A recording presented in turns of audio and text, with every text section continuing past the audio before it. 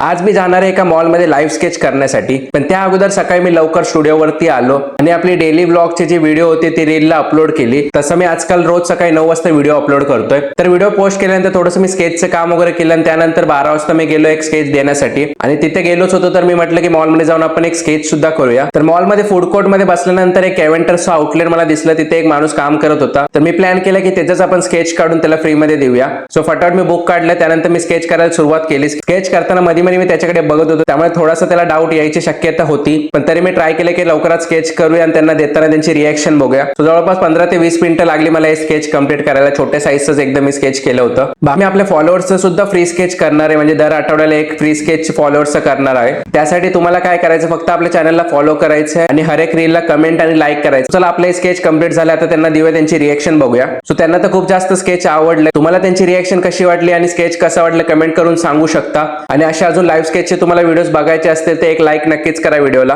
So हा video आपण इथंच एंड करूया. डेली ब्लॉगचा आपला 6वा दिवस होता. उद्या भेटूया परत एकदा नवीन व्हिडिओ घेऊन.